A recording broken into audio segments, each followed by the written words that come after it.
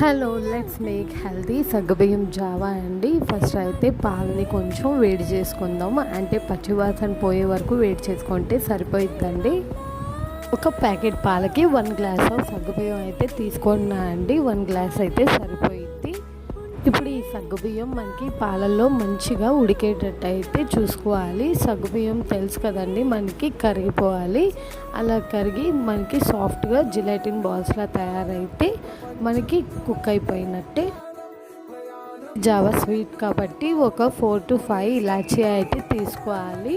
సగ్గుబియ్యం పాలల్లో మరిగిందండి, చక్కగా నాకు కుక్ అయ్యాయి. ఇప్పుడు ఈ స్టేజ్లో నేను షుగర్ వేసుకుంటున్నాను. షుగర్ అనేది మన టేస్ట్కి తగ్గట్టు వేసుకోవచ్చండి. నేను 1 గ్లాస్ ఆఫ్ సగ్గుబియ్యంకి 2 గ్లాసెస్ ఆఫ్ షుగర్ వేసుకున్నాను.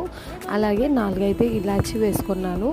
అంతే అండి, ఎంతో హెల్తీ అండ్ టేస్టీ సగ్గుబియ్యం జావా అయితే రెడీ అయిపోయింది.